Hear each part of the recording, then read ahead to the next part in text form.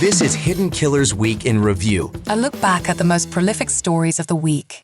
Welcome to the podcast. If you'd like to listen to an ad-free version of this episode and all of our episodes, then search True Crime Today Premium Plus on Apple Podcasts and press subscribe. That's our premium channel where all of our ad-free and advanced episodes live, all in one place. True Crime Today Premium Plus. Search it on Apple Podcasts and press subscribe. Even try it for 3 days free. Where the line between neighbor and nightmare is razor thin. Welcome to Hidden Killers with Tony Brueski, featuring former prosecutor and defense attorney Eric Faddis.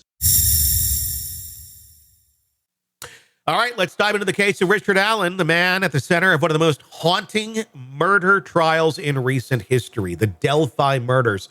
3 weeks into the courtroom battle, and we are still left with more uncertainties than answers. This case was supposed to bring clarity, closure, justice to the 2 young victims, but instead we're watching a legal drama that feels murky and painfully incomplete.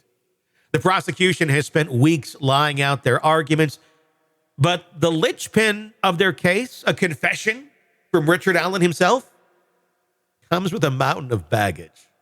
We're not talking about a straightforward admission of guilt. We're talking about statements made under highly questionable circumstances. Picture this. A man in solitary confinement, okay? Not a good place to be. Mentally deteriorating. Reportedly engaging in bizarre behavior like eating pages of the Bible. Is that the kind of stable environment where a reliable confession can be expected? Experts and skeptics alike know that extreme stress can produce confessions that are unreliable as they are dramatic. And yet this is what the prosecution in the trial of Richard Allen is banking on. You think with the gravity of this case, the prosecution would have built an airtight narrative lined with hard evidence and irrefutable facts, especially the way they were acting leading up to this. Instead, we're seeing a slow and disjointed presentation lacking the kind of clear, compelling proof you'd expect in a case of this magnitude. Their pretrial confidence had us all bracing for a mountain of evidence that we just didn't know about. They must know something we don't know. Well, it never really materialized. So was it all for show, or is there more coming? It's hard to say, but one thing is becoming painfully obvious. What's been shown so far feels flimsy, and that's unsettling given what's at stake. Let's not overlook the issue of groupthink. In a world of prosecution where challenging the status quo can sometimes be viewed as a little hearsay, we've heard of prosecutors who get so wrapped up in the collective belief about a suspect's guilt that they overlook glaring inconsistencies. This is not just a theory, it's a systematic problem that can cloud judgment, especially when the pressure to secure a conviction is immense. So here we are, waiting to see what comes next. Will the defense swoop in and dismantle the prosecution's narrative with an expert on false confessions, exposing the case is more fragile than anyone ever expected? Or will the prosecution pull out a last-minute ace that we haven't seen quite yet? As we move forward, the only thing certain is that this trial is far from over, and the outcome is more uncertain than anyone would have predicted. The stakes are high as they come, and with every twist and turn could mean a difference between justice served and justice denied. Joining me to discuss, Eric Faddis, defense attorney, former prosecutor. Have you heard anything that puts Richard Allen near this in any sort of evidentiary way? I really haven't. And that's the issue with relying almost solely on a confession, is that confessions can be unreliable, and you've got to kind of back it up. You got to bolster it. You got to make sure it's consistent with objective, demonstrable evidence that shows, hey, yes, what he's saying is correct. And that second part is the part that's been lacking, and they've been in the trial for 3 weeks. Were you expecting more from the prosecution? Oh, totally. And I was expecting him to do it in a different fashion. I wasn't expecting him to kind of, in my opinion, waste a good amount of the jury's time for multiple weeks.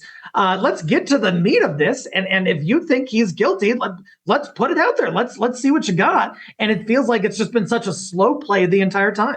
The bravado that they were using beforehand of, no, we're going to deny this, we're going to deny that. It made you think either they're nuts and they're trying to cover something up, or they have a really, really strong case and we just don't know anything about it yet. We'll find it out in court and hopefully we're all wrong. It turns out they have an even weaker case than we thought they had. And it's like, why are you all behind this? This is so incredibly weak.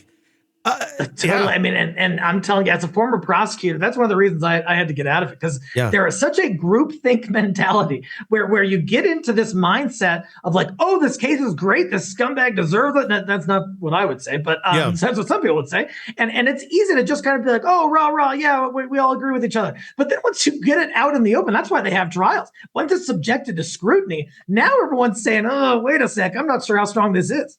Yeah, I mean, I guess if you don't listen to, when you're in that situation, because you've obviously have been there, is it pretty much like an echo chamber? I know, some people will look outside to that and go, what are other people saying? You'd want to do that, I would think, because you'd want to be challenged in every way, shape, or form as a defense attorney, so you're prepared when those questions come at you in court. But is that always the case, especially when it's like prosecution and they think they got their case? Are they listening to the outside as other people are? Oftentimes, no. Oftentimes it is an echo chamber. Not only that, but in some law enforcement cultures, not all, but in some, it's kind of discouraged to sort of bring up other sides. I remember when we were roundtabling cases as a prosecutor, and I'm saying, well, gosh, when we go to trial, there's this piece that's missing. Or there's this witness that says something that seems a lot different than what we have already. And sometimes that's kind of frowned upon. That's kind of like, oh, whose side are you on, bro? And that is not the right approach when we're talking about safe and effective and accurate law enforcement. Yeah, it's like you're on the side of truth. Like that. And if there's something here that shows it's not, then we should look at that. We should see what this is. That's how their system's supposed to work. Unfortunately, it's not. It's a fascinating case. We'll see where this goes. As of now, I thought earlier, he's going to be convicted. It'll be a retrial. I don't know that he's going to be convicted. I mean, if there's nothing else up their sleeve and it stands on this, they don't even have to bring up Odinism, even if they are allowed to. I would say just rest on what we have. What's your thoughts on how this should end up? I'm waiting to see, and I haven't looked at the witness endorsements. I don't know that they're public. I'm waiting to see if the defense has a false confession expert, because this case is primed for that. Yeah. And if they can undercut the confession, there's really not a whole lot left. And I think that inures to the benefit of Richard Allen. Yeah, I would agree. There's still more to come in the case. Defense has yet to go. Maybe they're going by the time you're listening to this or hearing this, but it's more than, I'd say, probably past the halfway mark, but we're getting there, and it is fascinating, no doubt.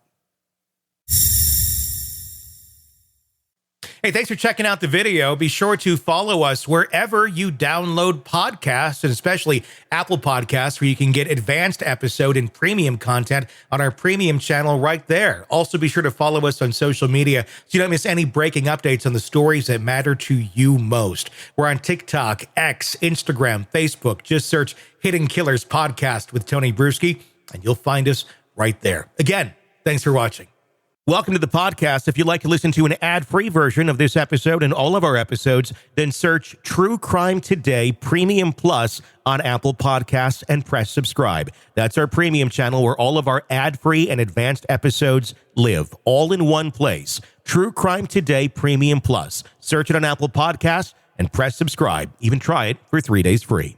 You're in the thick of a true crime saga, every detail sinking in, and then, wham, a commercial about something you couldn't care less about. It's like being served a microwaved dinner at a 5-star restaurant. But it doesn't have to be this way. Go for True Crime Today Premium Plus on Apple Podcasts. With True Crime Today Premium Plus, you get uninterrupted, ad-free episodes, extended interviews that dig even deeper into the muck, and early access so you can brag to your friends. It's like ordering the secret menu at a crime buffet. So, search for True Crime Today Premium Plus on Apple Podcasts, subscribe, and savor every twisted detail without interruption.